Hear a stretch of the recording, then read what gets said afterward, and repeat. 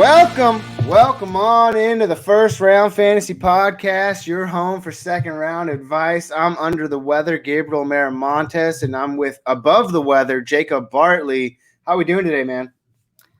Pretty damn good, man. You know, just hanging out, ready to talk some more football. Dude, ask me how I'm doing. Gabe, how are you doing, sir? I'm feeling a bit under the weather. So, I didn't know from your intro. Oh, really? Thanks, man. If I cough hysterically, I'm just going to mute myself. So if you're watching, he's not via smoking YouTube, pot on camera, video audience. Sorry. And that is a prime example. I had to mute myself, and you made me laugh, and now I'm coughing. All right, so we'll try to stray away from that. Welcome on into the show.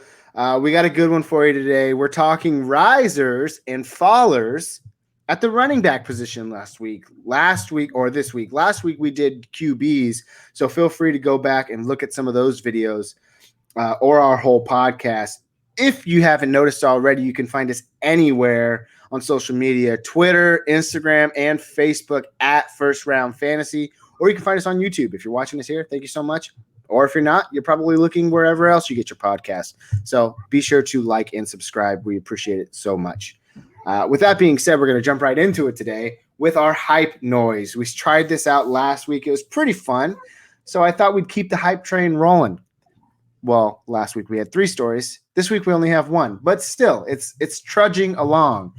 And that is Eagles' new running back coach. So he's not even the offensive coordinator. Jamal Singleton, not very committed to the every down back role philosophy. Obviously, with Joe, who's not here today, Miles Sanders has been a hot topic behind the scenes and on the podcast for a number of weeks now, as we and the fantasy football community start to kind of super analyze his role and what he's capable of doing in the 2021 fantasy season. Jacob, I'm coming to you first because you're the only one here today. Let's just look at his current ADP, right? Currently, right now, he's being drafted in the latter half of the 3rd round, so anywhere from like the 306 to the 310, so late 3rd round. There are guys that are also going there, like DeAndre Swift, going a little bit sooner, right around the 303, and then you have Antonio Gibson, also projected to their ADP is practically identical right now, both at the 307. So before you address that question in whole, do you buy the hype? Are you buying? What are you buying? Are you denying? Like, what's going on here with Miles Sanders? So I've had many conversations with Joe from the First Round Fantasy Podcast about Miles Sanders. And this is throughout the past couple of years too, because we both were super high on him coming into last year. And then I was just super disappointed throughout the season. And it's not all his fault. It's not all Miles Sanders' fault. Miles Sanders is a very talented back. And we always say it's all about situation, right? Most of these running backs, all of them are talented. And then the ones who have elite talent, you know, you can interchange them on different teams and situations, and they'll succeed based on that team and that situation. So I always say, you know, if you put anybody, Miles Sanders, Clyde Edwards-Helaire, in the Alvin Kamara role on the Saints, they're going to succeed. They're going to perform similar numbers to Alvin Kamara. So it just really is about all the situations. So it's not Miles Sanders' fault as a player. It's just their team. And now they're going from a coaching staff and regime that drafted him and wanted to support him and set him up for success, to a coaching regime that didn't do that. And then also it's crowded there. I mean, they drafted a new running back. You still have Jordan Howard. You still have Boston Scott. So it's crowded. And then you hear this. Whoa. You forgot someone. Oh, they have Kerryon Johnson, baby. Coming back, resurgence. I won't be surprised if we see them looking at Todd Gurley too, like some of these other teams are. But I just don't like the situation. And to me, I noticed recently, it's like, look, what I try to identify in fantasy football is, okay, I know this player's on this team. Now, what is the outlook like? How is this team setting them up? Are they setting them up for failure, success, or somewhere in the middle? And I just think as far as fantasy football goes, the Eagles are setting Miles Sanders up not to succeed or not to be the type of fantasy player we're expecting from, or at least the people who believe in him are drafting him that high. So bottom line is like, it's too crowded. I don't think you have anything like you can look at the games that Jalen Hurts played last year and with Miles Sanders and determine, okay, with this sample size, is that what's going to happen in this upcoming season? But I just don't think there's a big argument for this is why Miles Sanders is going to succeed. So we'll have to wait and see. Obviously, he's the guy you want if you're going to draft a running back from the Eagles. But I personally, I would much rather have Antonio Gibson. Swift is close, but push comes to shove, I take Swift because he has less competition. I know the Lions OC said a similar thing, right? We talked about it last week, but there's still less competition. Swift is a pass-catching running back, and they're going to be down a lot. The defense sucks. So I would take both those guys over him. Let me ask you this. Todd Gurley does get signed by the Detroit Lions, hypothetically speaking. Then you have 3 running backs in Detroit, and you have 3 or 4 running backs in Philadelphia. Are you taking DeAndre Swift then still over a guy like Miles Sanders? To me, wherever Todd Gurley goes, it doesn't affect anything, to be honest. I'll be more worried about Adrian Peterson joining one of these teams than Todd Gurley. It's sad to say, but I think Todd Gurley's might be done being like a fantasy impact player. And and I say that meaning like even him joining a team doesn't affect the other running backs to me that much. Yeah. For me, going back to Miles Sanders, this has always been just follow the pieces, right? You mentioned the new regime with the coaching staff. You've mentioned, the moves that they're making. Kerryon Johnson, Jordan Howard. They're keeping Boston Scott. Corey Clement. No, Corey Clement's not there. Sorry, but you look at those things, and it's very unlikely that all of them are on the roster come the start of the season. Kerryon Johnson could get cut, Jordan Howard could get cut, whatever. But these aren't the first time we've heard comments like this before. Not only from their new running back coach, but also from their head coach and their offensive coordinator. And we saw glimpses of it last year. I don't deny, and I think this is what Joe and I talk about a lot, that I don't deny that Miles Sanders has talent. I think he could be a great workhorse back in the NFL. He's proven it over his short sample size and his short career. But they don't give him the opportunity because for some reason they view, maybe in terms of the NFL, they view health over success in terms of individual success. They want to have a greater team success. Therefore, they're going to deploy guys out there with specialties because they want to keep other guys healthy. That's just the way some teams do it. That's the way some coaching staffs do it. That's why we have multiple running back committees, more so now than we ever have in the history of the NFL. The lone workhorse running back is a dying breed. With that being said, a guy like Antonio Gibson, who's being drafted almost identically to the same spot as Miles Sanders, I would much rather have him because he seems to be going into a reverse role. Not only that, we have a track record of Ron Rivera, who essentially gave CMC that type of workload when he was the coach over in Carolina. Gibson coming in as a rookie last year, he's ready to take that next step. I am 100% taking Gibson over Miles Sanders, and I am 100% taking DeAndre Swift over Miles Sanders as well. So I think we agree, correct? Yeah, and bottom line for me is this was already a bad situation. So it's not like the Swift situation where we maybe were expecting Swift to have a big workload, even though Jamal Williams is there. But hearing that from Anthony Lynn was not encouraging. This was already a bad situation, and they just made it worse by saying this. So it makes me want to stay away from Miles Sanders even more. Yeah, exactly. So that's a good point, and that's a good transition to move on. We're done with hype news for today. Just one story, but it was a good one. and we're going to keep the hype trend rolling next week as well.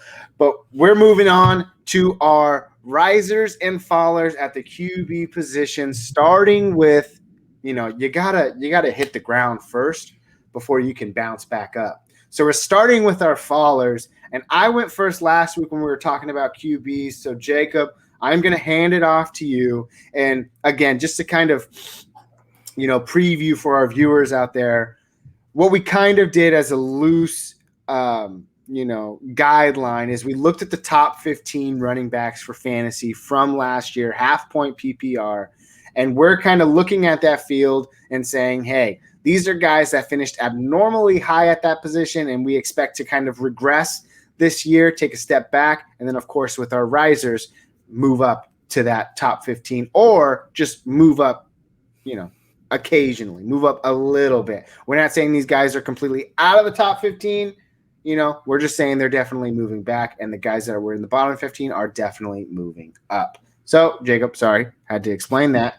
Hopefully I did it well. You're up first, my man. Who is your QB faller going into the your running back faller going into the 2020 season? So last year was weird, man. Of course, we had the COVID stuff going on, but then obviously CMC, Barkley, they get hurt, right? So I remember looking at it every week, and it was like, look at who's at the top of the list. And it was like, for the longest while, it was Kareem Hunt, who nobody was expecting to be that high. So my faller from this list is somebody that I just was surprised was even ended up in this spot at the number 13, depending on your scoring, and that is Melvin Gordon. Now, there are multiple factors into why I think Melvin Gordon of the Denver Broncos is going to be somebody who falls out of the top 15 this year. One of them being is that he got a lot of volume last year, but he's not producing at a high level. And especially when you just watch him play, like, he obviously doesn't look the same in his prime San Diego years, but he had a decent year. He played 15 games, and he had 250 carries, but only 986 yards rushing, 9 touchdowns. And I think the touchdowns is where his primary fantasy production came from. Like, I think we talk about touchdowns all the time, right? That they're fluky. He could easily had 4 touchdowns this year. And where would that would have put him way lower on this list. That probably would have knocked him out of the top 15. So one, I don't think he's going to be as productive or get as much opportunity. Obviously, they drafted Javonte Williams. I was listening to somebody else talk about Javonte Williams just for like redraft purposes, right? And saying, oh, he's not going to be fantasy relevant this year. I'm like, I think that's crazy to say. I think Javonte Williams is definitely going to be fantasy relevant this year. There's no more Phillip Lindsay. They added Mike Boone and they still have Royce Freeman. Those guys aren't going to threaten Melvin Gordon or Javonte Williams, in my opinion. Also, if Melvin Gordon misses time due to his potential suspension for the DUI situation, that is going to lower his overall numbers. But also, what if Javonte Williams kills it in those games that he misses, and all of a sudden, obviously they're not going to not use Melvin Gordon. They will, but maybe it's a lot closer than we thought at the beginning of the season because Javonte Williams has a great week 1. So you have a rookie running back who some NFL scouts were saying is the best running back in this class, in their opinion, in Javonte Williams. The Denver Broncos traded up for him. It's the new NFL where rookies are going to get opportunities right away. So Melvin Gordon has this guy breathing down his neck. He's not as productive even when he was in the lead role. And I just think, I thought it was going to be last year where he just became kind of completely irrelevant. But I don't think he's going to be completely irrelevant, but I don't think Melvin Gordon is sniffing the top 15 this year. Yeah, that's not a bad pick. And then, to kind of piggyback off of what you were saying, Javonte Williams, I don't know who that source was or where you heard that from. I think he's going to be very much in the game plan this season. But also, you brought up the fact that, he did get in trouble in the offseason. He has that DUI on his record now. I just wanted to look it up to make sure. But yeah, he is still susceptible to facing discipline from the NFL for that reason. And that could be a 1 or 2 game suspension. And so when you talk about that, a lot of this offseason news that we've been hearing about is that Javonte Williams is a guy that's going to win you your fantasy playoffs. He's going to be ready and primed to be a lead back second half of the season. But you're totally right. If for some reason Melvin Gordon faces a possible suspension and he's out for 1 or 2 games and Javonte Williams just comes in and lights up the world, by the way, the Broncos are in discussion for Deshaun Watson now, so that's just coming out of left field. But, all that aside, hypothetically speaking, if that happens to Melvin Gordon, Javonte Williams comes in, you're not talking about him being a guy that's, taking the reins week 8 onward. He's a guy that's a beast from the start of the season. Therefore, how likely are you to give the reins back to a guy like Melvin Gordon, who is on the last year of his contract? That was my first impression when I saw that the Denver Broncos drafted a guy like Javonte Williams was, it makes perfect sense. They're not going to want to pay Melvin Gordon next year. Most teams, they like to run that guy into the ground. They like to get the most out of him because they know that wherever he goes next year, it's not going to be them. But given all of these different scenarios that could play out, it's very likely that Javonte Williams cements himself early in the season, but it's just as likely that he cements himself later in the season. For all of those reasons that you just mentioned, Jacob, that's a perfectly valid way of saying and justifying that Melvin Gordon is going to fall out of the top 15 this 2021 season. So it's not a bad pick, man. I like it. I dig it. And I think it's mostly because of the Sermon draft capital, or not Sermon, excuse me, Javonte Williams draft capital. And because if they didn't draft a running back and it was just Melvin Gordon there with Mike Boone and Royce Freeman, then I would kind of be saying the opposite because he's just going to get so much volume. But so to me, the biggest factor is Javonte Williams. Biggest factor is Javonte Williams, of course. That's a great pick. That is Jacob's faller for the 2021 fantasy season. Guys, I don't know if you're listening right now, but my voice has just changed dramatically, and I am obsessed with it. It sounds amazing. I sound like I should be a ringside announcer at one of the next primetime Logan Paul fights. I don't want to say that, but everyone makes money when they go to a Logan Paul fight. I want to be one. Let me fix that really quick. But need that deep podcast voice, man. I know. I'm excited. I think, the views are going to fly through the roof now because of this. They're going to be like, who is that man? That God? Anyways, I'm going to get into my like Star-Lord in Infinity War trying to mimic Thor's voice. Can't make me laugh, Jacob. All right. I'll hold off on my masterful jokes so I don't have to make you laugh. I am getting into my 2021 faller of the fantasy season at the running back position, and that is David Montgomery, running back for the Chicago Bears.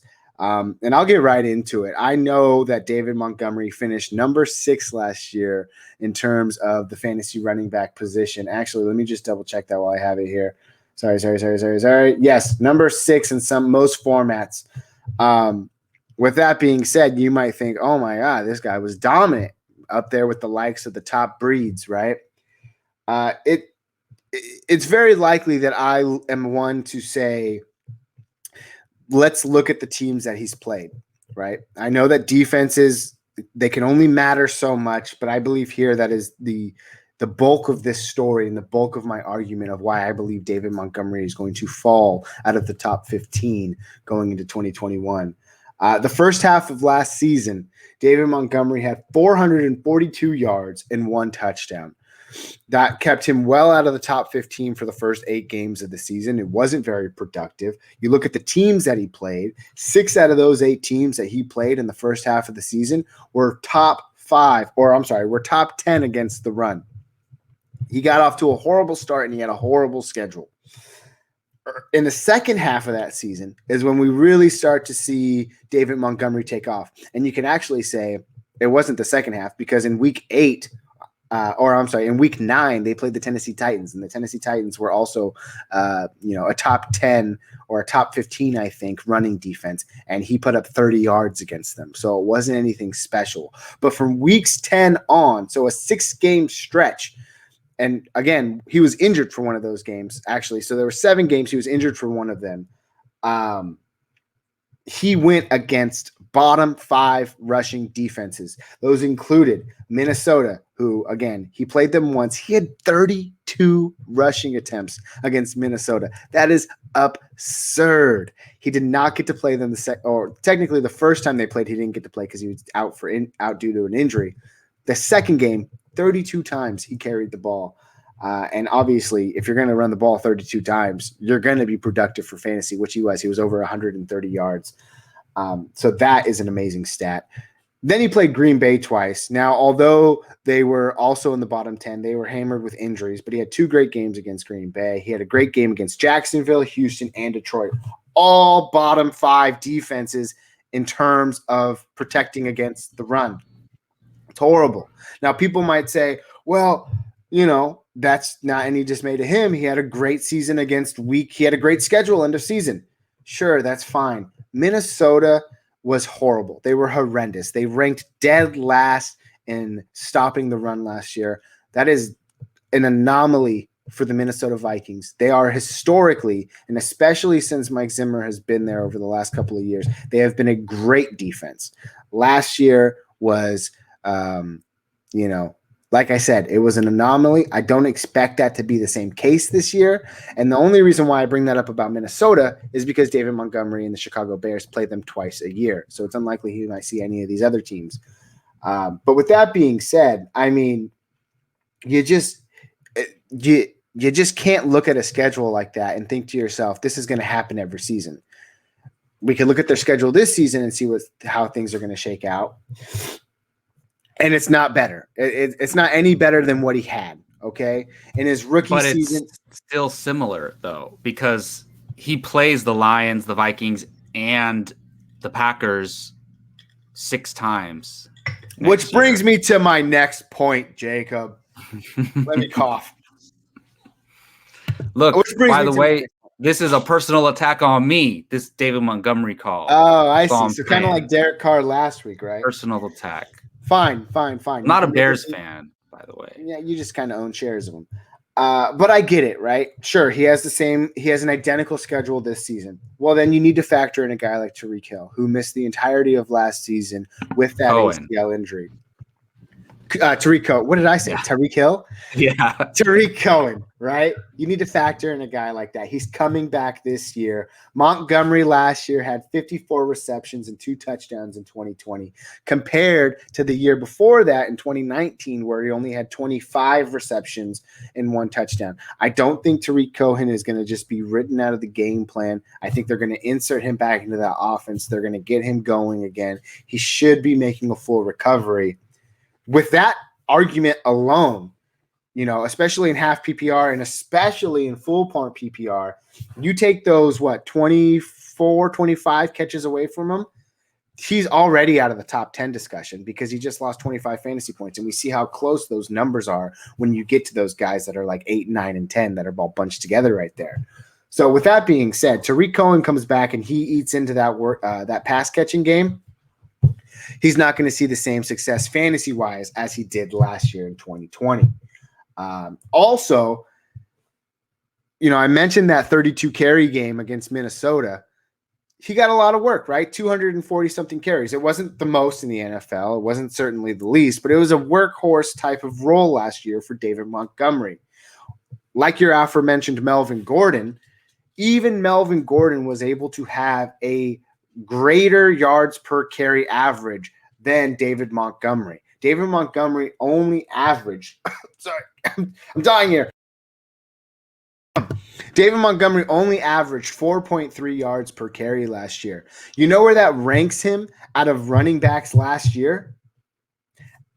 Outside of the top 20. So there were 20 running backs that were more efficient in yards per carry. Now, sure, that could be a guy like Latavius Murray who didn't get as many carries, but he was averaging 6 yards per carry. So when you look at those stats and when I look at those numbers, I think to myself, that only furthers the fact and the argument that last year there were a number of things going David Montgomery's way. More importantly, it was the work. More specifically, it was the workload. I don't think he gets that workload in 2021, especially with the passing game. Don't get me wrong. In 2019 and in 2020, he saw a similar carry rate, right? 242 carries in 2019 and 247 carries in 2020. I think that carry capacity is still going to be there. And Cohen was healthy that whole year, if I'm not mistaken. Exactly. But the passing game alone is enough to kind of steer me away from a guy like David Montgomery. All of that goes out of the window, though, when I look at his ADP. So I do think that David Montgomery is definitely a guy that will fall out of the top 15 for fantasy this year. I think he finds a home probably right there fringe-wise, whether it's 14, 15, 16, or maybe 13, 14, 15, 16, 17. Anywhere within that range, I can see him falling, which is still good, but it puts him where he should be, a solid running back 2. It was an anomaly last year that he finished up as a running back 1. I think he's still going to be good for fantasy this year. Just don't get your expectations up too high. But at the same time, with all of these negative things that I'm having to say about David Montgomery, I love his draft capital going into this season. He's currently being drafted in the 5th round with the first pick. That's that point, insane. At that point, it makes him one of the last workhorse running backs. I'm guessing that's 12-man, right?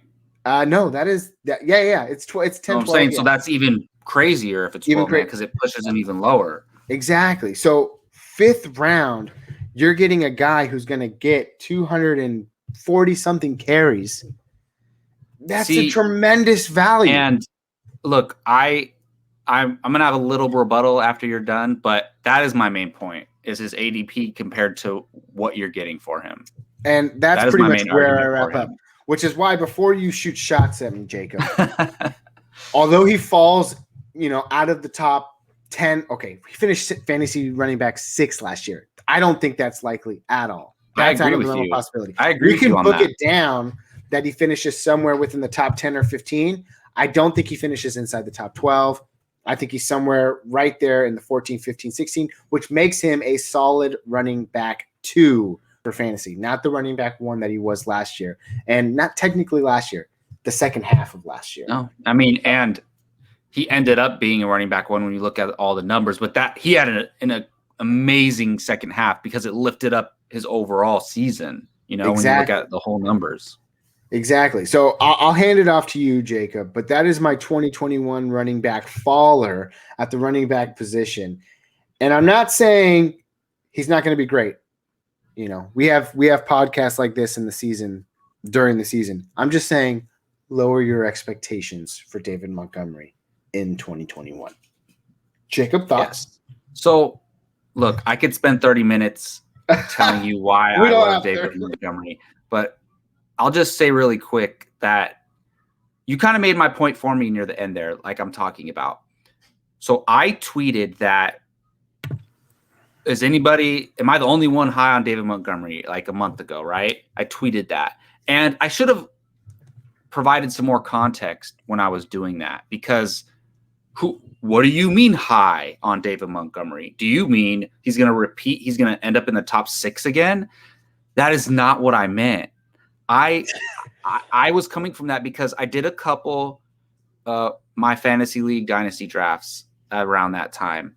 And I'm noticing, and even when I do mock drafts, I end up with David Montgomery like on all my teams. It's because once the running backs start going and you start looking at it, and you're going to see once you get to the 4th, 5th round, all that's left is David Montgomery, Raheem Mostert. And it's like, oh my goodness. And when you're looking at that, you're getting a running back who's going to, like you said, how is he not going to get another 240 carries if he stays healthy? And also in a 17-game season. So, and that's irrelevant, but just saying like the value is amazing. And that's what I meant by I'm super high on him. The value is amazing. There's only, there's more than a handful, but like there's very limited. I don't even think there's 12 workhorse running backs that you could call workhorses in a way. But I do think his passing volume is going to come down. His is obviously going to come down, or his receiving volume is obviously going to come down because Tariq Cohen's back, and Matt Nagy loves Tariq Cohen. They also have Damian Williams there, who I think is actually going to take away some carries from him. So no, he's not going to be an RB1. I would love that because make me look good. But I like what you're saying. I do think he's going to be an RB2, middle of the pack, maybe high end RB2. And that's where, when you're getting that in the 5th round, I think that's great value. Yeah. So you think he's going to fall. I kind of agree with you, but I don't think he's going to fall out of the top 15 in my opinion. And I guess you really have to get in the top 15, like we say top 12 is RB1s, right? So then you go 13, 14, and 15, he would have to hit one of those spots. And I think he's very capable of doing that. And if anything, like he proved that he can be used in the passing game more last year. So maybe they bump up his usage a little bit. Yeah, we're still tirelessly, did I say that right? Tirelessly working on our rankings. This is going to be our first year where we unveil our rankings, and we're really excited about it, which is why we're taking the time to do it. We actually had those episodes scheduled, for times like these, but we've pushed them back a number of weeks because we really want to give our best, put our best foot forward, right?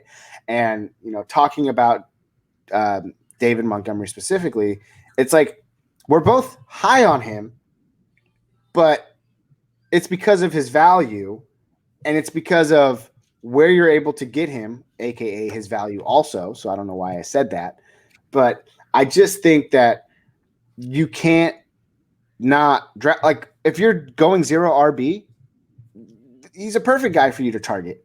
If you go your first 4 picks with an RB, a wide receiver, and then you get crazy and take another wide receiver, then and you have him in the 5th round waiting for you. Like or if you take one of the top tight ends, if you end up taking Kelsey, Kittle, or Waller early, he's a great running back to grab as your RB2. Yeah, exactly. So I don't know how to I don't know how to make this transition, Jacob. Thanks. You just made it hard for me because it's like, let's just say this. David Montgomery is most definitely a faller in 2021, but we still are liking him as a fantasy asset. So that's the thing. You can say somebody's going to fall, but you still are optimistic about their outlook for the season. Yes. Thank you very much. All righty. We're moving on now to our risers of the 2021 fantasy season. These were guys that finished outside of the top 15, maybe guys that snuck in there that we think can perform better. No harm, no foul there. But my guy, no, he's definitely not even in the top. He was not in the top 15 last year. And before I say this, I want to preface it with this is mostly a hype train type scenario. This is a guy that, there aren't a lot of numbers here to really cement what I'm feeling about this player, but the moves that are being made, the hype that this player is giving himself, I am excited about. So I'll start us off first. My 2021 riser of the running back position is no other than Arizona Cardinals running back Chase Edmonds. Last year he finished 28th in the running backs in half-point PPR, which is kind of odd to me because, and I think from a personal standpoint, it's because I had him on my team last year. I don't have him anymore, but I had him on my team last year, and I often thought, man, like there were so many times last year where we were like, this is the perfect week to insert Edmonds into your lineup, whether it was like the 2 or 3 weeks where Drake was dealing with injury or, whether it was just a random week and it was a great matchup on paper. There were many opportunities last year that I know I'm not alone. I know you thought it, and I'm sure there are other people. Yeah, you had him in your dynasty league. I had him in our keeper league. Yeah. So right? I was always like, I was trying to trade him too. I was like, hey, who wants to trade for Edmonds? Like, this is the week. Look, he's going to be the workhorse. And I was like, next year he's going to take over the starting role. But I'm sure you have thoughts on that. Yeah. So, I mean, it's just weird. So when I saw that he finished as a 28th overall running back last year for fantasy, I was like, really? Because he was on my mind so often. But that's just the way that the cookie crumbled in that scenario. He is now entering year 3 in the Arizona Cardinals system. Last year, he saw his carries increase from 37 to 97, so almost 100 carries last year. Now that's not great or anything, but it shows that he's getting a little bit more from his rookie season to his year 2 jump. And that's not even what he's really good at. He's good at catching the ball, which he's a running back too. He's good at running the ball too, but he's an expert in pass catching.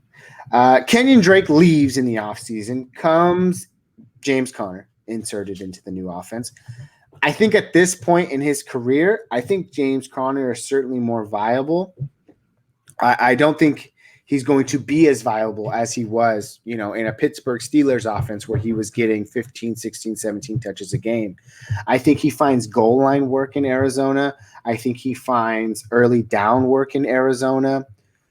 But I also believe that Edmonds' skill set at this stage in each of their careers is better than James Conner.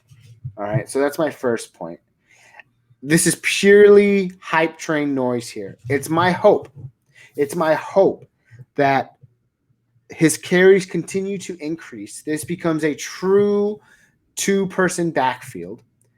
And I think that if Chase Edmonds can see 150 carries, which would be around 53 carry increase from last year where he only saw 97, if he can see 150 carries and he keeps his pass catching work that he's done over the last couple of years, I think that warrants him a spot inside the top 20, which makes him a low-end RB2 in my eyes. I don't think last year, these conversations that we were having about Chase Edmonds, it was often, is he going into my flex? Is he going to be my flex guy this week? And I'm sure what did we used to do where we'd have our, we'd choose a guy we think is going to have a great week that week? Our dark horses and our yeah. I'm sure he was chosen several times for dark horse last year. Multiple times he was chosen as our dark horse last year, and it never panned out. And guess what? It was always the next week. We were always ahead of the game because then the next week he'd pop off for a really big game, and we're like, "What happened? What was so different from last week?" And that's just the way that, again, the cookie crumbles sometimes. But the last thing I want to talk about is more hype news, and that is from Chase Edmonds himself.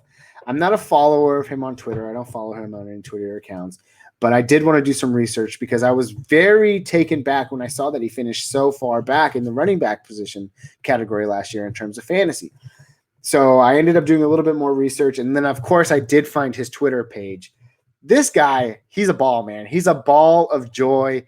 He is no doubt a believer in himself, and he wants everybody to know it. He has said things like, for instance, he got a new number in the offseason. He changed his number. And it's like he's got a few tweets out there that are like, new year, new me. And I love seeing things like that. I don't really know, why, but it makes me happy. It gets me pumped up, right? And I'm sure that's what he's trying to do. He's trying to pump his own self up. He's also said things like, this is going to be my breakout year. Words from his mouth, 100%. This is going to be my breakup year, which makes you start to tail spin out and think, well, why is he believing this? Is he believing this because he's been told this by, coaches and staff that he's going to get more involved this year, right? And he's also came out and said things like now or never, as in this is the time to make my presence known. This is my time to take the lead back role in Arizona. I think this guy is into the aspect of competing for a top dog role. Whether they think he gets it or not, I love the attitude that comes with it and believing that he can. So I'm all in a guy like Chase Edmonds. I know previously in the last couple of weeks we've talked about him. They've come up. I don't want any part of the Arizona backfield. But then we get into value. His current ADP is in the first pick of the 8th round. James Conner is literally going right behind him with the 802 pick. And I think that's perfect. That is another perfect scenario of this is a guy who, he's not going to get the 240 carries like the guy we were just talking about in David Montgomery. But he is going to get some sort of an increased workload. I don't think we can deny that. He's going to have to see it. It's just willpower and mind at work here that the fantasy community thinks that he's going to get the work. I haven't seen it yet because clearly he's being drafted in the 8th round, but I'm here to tell you today, something's going on, and it's my body. It's my body telling me that Chase Edmonds is going to have success this year in Arizona. He's going to take the next step. Now, I'm not saying he's going to be top 5. I'm not saying he's going to be top 10. I'm not saying he's going to be top 15. But I think he could definitely work himself in to a top 20 running back, which solidifies him as a RB2. Whereas last year, we were worried about starting him as our flex week in and week out. I love it for that reason. And he is my 2021 riser at the running back position this season. Jacob? Yeah, man. Well, I mean, it turns out we didn't disagree too much on David Montgomery, but while we disagreed on some of these risers and fallers so far, I agree with you on this one. Like you obviously chose yours first, so I didn't get a chance to choose Chase Edmonds, but I'm happy with the guy I chose too. And I've been a supporter of Chase Edmonds recently, and I'll just go ahead and go while Gabe steps away. But basically, I just think before they signed James Conner, I was just crossing my fingers that Chase Edmonds was going to be in for a starting running back role. But I hear a lot of people say, he's not really built for that. He's more of a smaller pass-catching style back. And look, no one is ever going to be Alvin Kamara. Alvin Kamara is Kamara. But if you look at the way Kamara's stats are, Chase Edmonds can get to those type of numbers. I don't think he'll ever get close to at the volume that Kamara gets. But if you look at Kamara's numbers, he doesn't have a lot of rushing attempts. 120, 194 is a lot, 171, 184, 187. While these other workhorse running backs, even David Montgomery's getting 240, So if Chase can get not the majority, but kind of have an even split of rushing attempts, targets, and then go 700 yards on each side, he can be a very, very valuable fantasy asset. And we even see somebody like J.D. McKissick last year, where their pass catching specialist for that, he had a 4-week stretch where he was killing it, carrying teams. And if Chase Edmonds can have a role like that throughout the whole entire year, it can be very beneficial. And I've had my thoughts where there's certain guys where when you're doing your evaluations and stuff, you look and it's this guy could have a really breakout year. And I think Chase Edmonds is one of those guys. So good call, man. I'm glad that you say that because, again, the fantasy community as a whole is not behind us, Jacob. We need to be the guys that start to fuel the fire for Chase Edmonds. We need to be those guys. Hey, we need to get it out we there. Can draft him. No, I'd rather have it get it out there. I'm course, okay. Yeah. What's the farthest he's going to go? 7th, 6th round. I'm fine taking him there too. I'm just saying, I'm not hearing this anywhere else. I'm all in on Chase Edmonds. I've reverted from my previous takes. I know that my mind is a constant spinning rotation of thought. Well, I'm sticking to this one. Do you regret getting rid of the Arizona backfield in your dynasty team so quickly? No, you did it fairly after the James Conner signing. Yeah, I had ulterior motives for that. If we're talking specifically about my dynasty team, I had a lot of running backs that were very questionable. And then you traded them all in their search. So I decided to trade them all for more reliable running backs. And it took me a long time to do that, but I was able to find reliable pieces in guys like Chubb. And I get it. Chubb.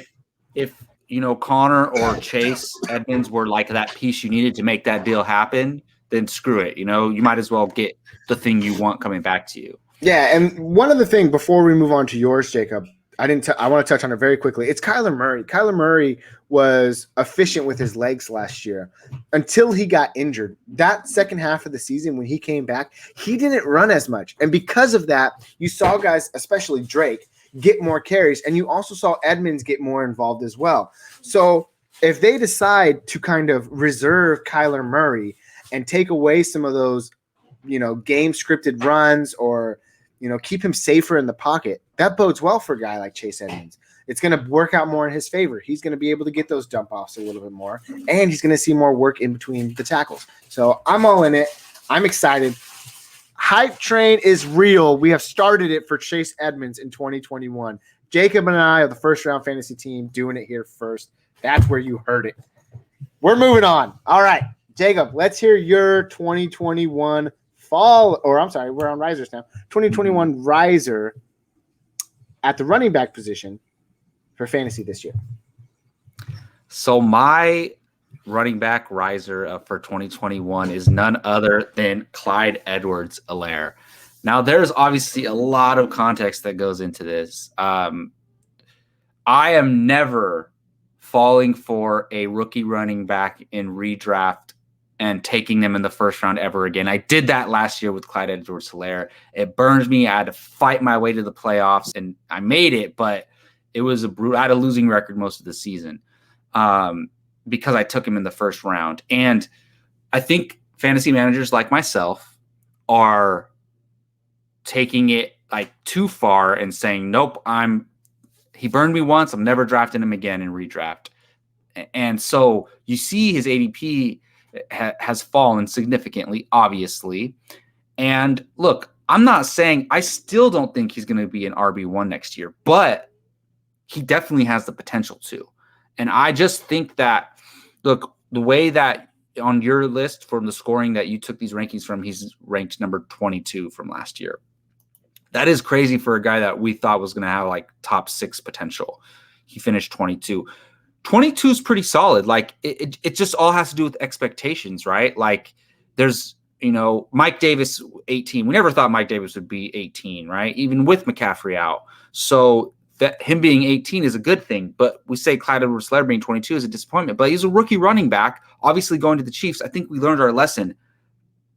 The Chiefs running back is like, they don't need their running game to work that great to be great most of the times. Obviously, they could have used a better running game in the Super Bowl. I'm not denying that, but they don't use their workhorse the same way other teams do. They do a lot of trick plays and a lot of experimenting in the red zone. And also, Clyde Edwards-Helaire couldn't get into the end zone a lot on his red zone carries. And I think they realized that and stopped going to him. So all that being said, like he's still a 20, I think he's 22 still.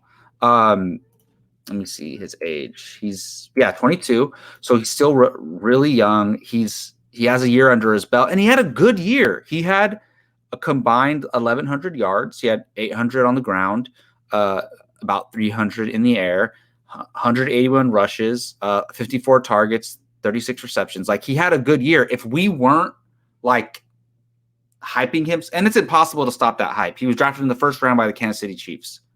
Oh my goodness. Like it's impossible to stop that hype.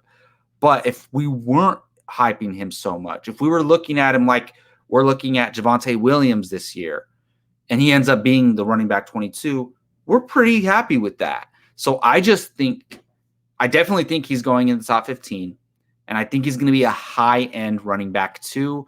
I just think that more time with the team, I think they're going to figure whatever wasn't working with him, whatever wasn't working with them in the Super Bowl, they're going to try to figure that out, and think Clyde Edwards-Helaire is going to be a big part of that. So I just think the hate for Clyde Edwards-Helaire has gone too far, and we need to kind of bring it back to the middle where not as much hype as last year, but definitely he needs. I think if you get Clyde as your running back too, you're happy because, in my opinion, he has RB1 upside. Like there's certain guys you look at and it's like, I don't even think David Montgomery is going to be finishing in the top 5. Like I don't even think he's going to have a chance to. I think Clyde Edwards-Helaire is going to have a chance to. And that being said, he's definitely rising from 22 into the top 15, in my opinion. That's not a bad pick, but let's play the picking game, Jacob. Clyde Edwards-Helaire, currently going in the 4th round, somewhere around there, or Najee Harris, who's at the end of the 3rd round. So, like, technically, let's just say you had the 10-11 pick, right? But in the 4th round. So you had the, 29th or the 39th and the 41st pick, whatever, 40th pick. Who are you taking? You taking Najee or Clyde? So I know I said, like, we hyped Clyde Edwards-Helaire last year, and it's like the best rookie running back coming out that we thought, and now it's Najee Harris. But we're not talking about drafting them in the 1st round. We're talking about drafting them in the 3rd, 4th round or whatever. So I'm going Najee, to be honest, because that lack of need for Clyde Edwards-Helaire, like Yeah, he's a great piece for them to have, but did they need him all year? Not necessarily. So The Steelers that will need still Najee. Yeah. I still have a fear of that. The What Steelers, they need Najee Harris. They drafted him because they need a workhorse running back. Like, I think Najee Harris is going to have one of the top volume in the league, like top 5 volume in the league next year. So I'm definitely going Najee Harris. This one's a little bit more interesting. Clyde Edwards-Helaire or Josh Jacobs. They're Okay. literally like a pick apart, So 2 picks apart. to me, the deciding factor in that is they brought in Kenyon Drake, who's going to eat heavily into Josh Jacobs' work, in my opinion. And the Chiefs brought in Jerick McKinnon, who's going to like barely, see the field, in my opinion. So, and of course they still have Darrell Williams and stuff, but they brought in the Raiders brought in another starting running back, and now you have 2 there. The Chiefs still only have 1 starting running back. So that's where the deciding factor comes in. If there was no Kenyon Drake, then it becomes a lot closer, but I go Clyde. I am torn. And I'm not doing this because of biasy or anything. I just think that, like you mentioned in your argument for why Clyde is going to jump this year, but why he struggled last year because of the trickery and the way that the Kansas City offense, ran and was orchestrated was very particular, and that did not always involve Clyde Edwards-Helaire. With that being said, when you look at a guy like Josh Jacobs, I think the hype has completely been, overdone. It's roadkill at this point.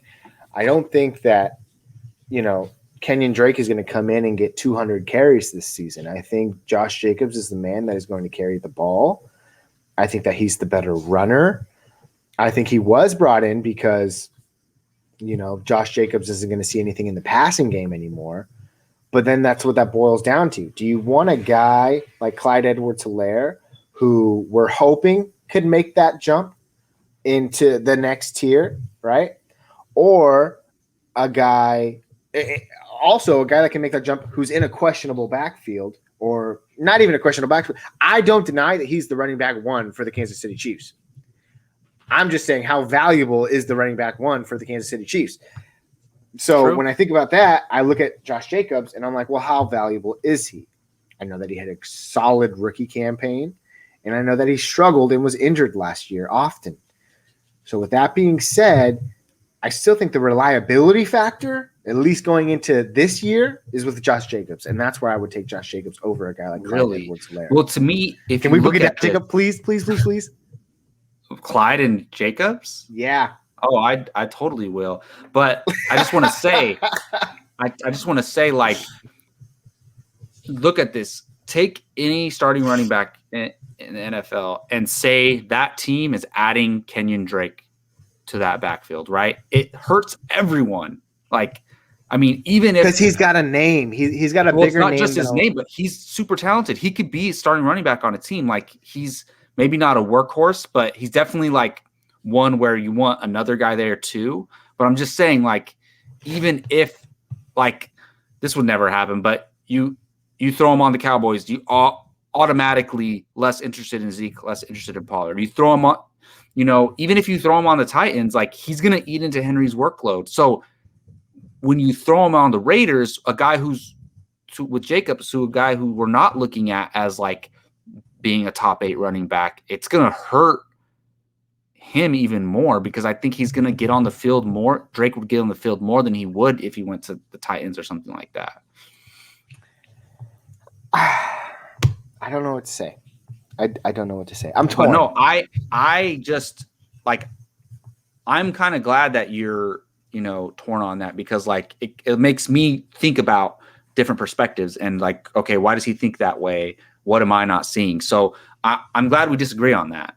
And that is a perfect segue into why we love the community so much. We've been getting a lot of interaction lately, and we just want to thank people who have made it this far or who watch our videos and give us their takes. We appreciate it all. So if you want to like and subscribe, we're only getting better. That's why we're here, right?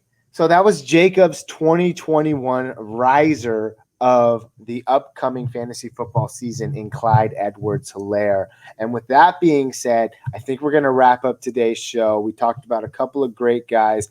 Not any of them are going to be totally tanking ships either. So make sure you take our words carefully. But with that being said, and great guys. I do want to mention something really quick. Go ahead. Don't mean to interrupt you, but so I'll speak for myself at least. Like I grew up liking football. Like I was a 49ers fan. My dad watched them, and like I never was a football expert or anything like that, right? I started playing fantasy and I fell in love with fantasy football and football at the same time. Like I love football more because of fantasy football. And I just want to make sure people know that we're not coming at it from a like a numbers analytics perspective. Like there are plenty of podcasts where they talk deep about all the numbers, right? At least for myself, I look at like what is going on with the team and the situation and what can help you when you're playing the game of fantasy and when you're making those waiver wire pickups, when you're making those draft picks. I'm not necessarily diving deep into the numbers because I noticed some analysts, they rely too heavily on just the numbers and they don't include any gut call or like intuition into that. And I'll just say a lot of my analysis comes from gut calls and intuitions. That's all I wanted to say. We're getting really personal here at the end of our podcast today, and I appreciate you for stopping by, Jacob, to share your personal thoughts.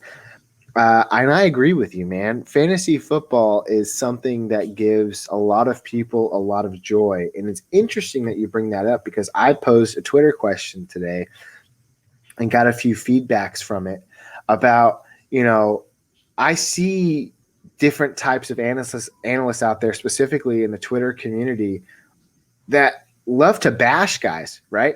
I can sit here and tell you that David Montgomery is going to fall this year in the fantasy finish, in terms of fantasy finish, right? I could stand here and say Trevor Lawrence, he might be a bust, right? But some of these guys, they get way out of their way and into their stats, and then they just choose to topple on like really choice words. And I'm like, so the question that I posed on Twitter today was, how comfortable would you be going up to any NFL player, but let's just say that Trevor Lawrence, right? How comfortable would you be going up to a guy like Trevor Lawrence and being like, dude, you're going to bust this year. That's what my stats say. You're going to bust because I'm an analyst. Fantasy football is pure enjoyment. And then but he just rips your head off with his bare hand. He's freaking like a Norse god, man. And he's 10 years younger than I am.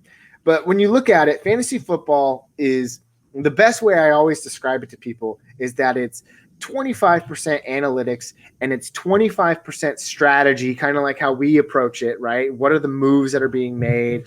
And how are those things unfolding? And then 50% luck, because it's a game at the end of the day. And it's a game that we play based off of the production that real life people are doing for their NFL teams. So I never want to come at it from a harsh perspective. And I think that's kind of what I wanted to get out of my Twitter post earlier today was that, you can be the greatest analyst in the world. You're still only going to be hitting 200-300 at the end of the day, which in baseball, that's great. Well, that's fantasy, what I'm saying is like, how do we determine what's great, actually pan out? But, and like you said, I know what you're talking about. Like people literally like shit on Drew Lock all day on football and fantasy podcasts. And I'm like, okay, you can talk about him where you don't think he's a productive football player and he's not going to help the skill players in Denver for fantasy, but you don't have to like make fun of him and attack him personally. Yeah. Exactly. And that was kind of my take. And it's kind of my take in fantasy football in general. Like I love it. And I think it's fun and I think it's exciting, but there's only so much work you can do. For all you people that are listening out there, I'm glad that you listen to us. But at the end of the day, look, perfect example.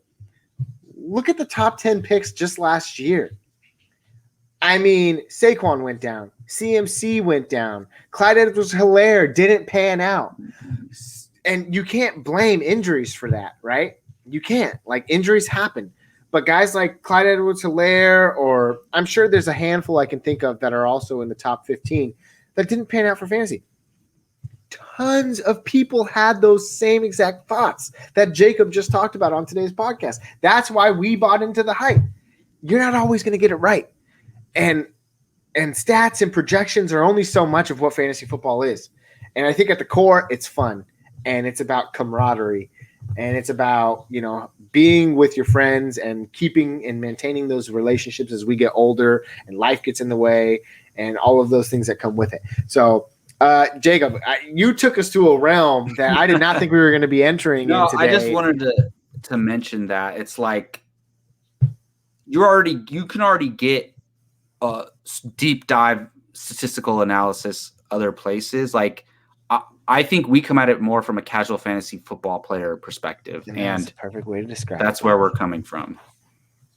With that being said, we do have our analytic rankings coming out in the next couple of weeks. So right. Be sure to look at that. We're going to end today's podcast. Be sure to find us anywhere you get your podcasts.